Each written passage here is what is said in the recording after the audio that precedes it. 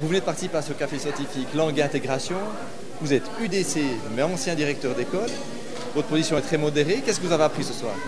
J'ai trouvé que le débat avait été tout à fait extraordinaire, extrêmement intéressant, passionnant. Le public a posé de bonnes questions. Moi, j'ai appris que la loi s'adaptait parfaitement aux réalités d'aujourd'hui, qu'il fallait notamment développer l'offre de cours pour que les étrangers qui désirent s'établir à demeure en Suisse puissent véritablement apprendre l'une de nos 3 langues officielles. Vous êtes pour l'obligation d'apprendre une langue pour les étrangers qui veulent venir en Suisse? Oui, je suis pour cette obligation, tout particulièrement pour les personnes qui désirent obtenir la nationalité suisse. L'obligation dans la politique neuchâteloise d'intégration n'y entre pas parce que justement on n'en a pas besoin. Vous avez peur que la Confédération oblige Neuchâtel à contraindre? Alors jusqu'à présent, non, la Confédération ne l'a pas fait. Chaque canton est libre de l'appliquer ou pas. Et il faut quand même noter que Neuchâtel, l'obligation devient utile pour des cas spécifiques, quand c'est nécessaire, pas pour tout le monde. Tout nouvel arrivant, il a hâte d'apprendre la langue, mais tout simplement, l'apprentissage de la langue, ce n'est pas non plus une chose facile. C'est quand même un groupe assez hétérogène. On a entendu tout à l'heure les exemples qui ont été cités, que des personnes avec les parcours de vie qu'ils ont, ils sont bloqués, ils ne peuvent rien faire. Ils ont plus besoin d'un traitement que des cours de langue. Comment vous avez trouvé la discussion ce soir? Très intéressant, parce que c'est important pour nous.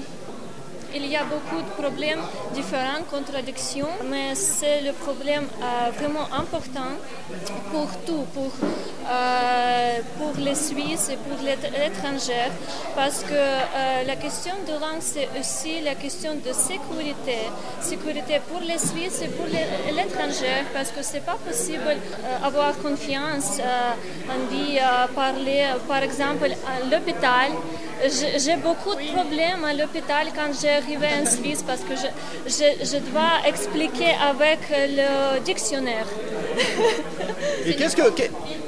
Par exemple, les places des agences sociales, comme ça, tu dois parler le français, tu dois savoir chaque mot, etc., etc. Ce qui me frappe, c'est qu'on parle beaucoup de l'importance de la langue pour l'intégration, mais certaines études montrent qu'il y a des facteurs plus importants encore.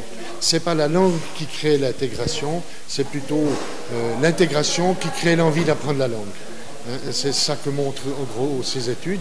Et elles montrent aussi qu'il est important d'offrir aux migrants des conditions qui leur permettent de suivre des cours, etc. Donc c'est ça qui me paraît important. Sachant cela, qu'est-ce que vous pensez d'une loi qui contraint à apprendre dans un délai? Oui, alors... Si on s'en donne les moyens, ça peut être un atout, mais le faire sous forme de loi, surtout avec des sanctions, ça c'est pas admissible, d'autant plus que plusieurs exemples, plusieurs intervenants ont signalé que tout le monde n'était pas à la même enseigne et qu'on n'exigeait rien de certaines personnes de haut revenu ou de langue anglaise. Maintenant, vous avez quelques ouvrages. Pour les gens qui voudront en savoir plus, vous pouvez nous les citer brièvement? Pour parler d'études, on a organisé avec les délégations à la langue française des différents pays francophones des études pour justement comparer les situations dans les différents pays. C'est très intéressant de voir comment chaque pays règle ces questions qui sont importantes. Donc l'intégration des migrants en terre francophone et langue et cohésion sociale. Pour les gens qui veulent en savoir plus. Voilà, exactement, merci.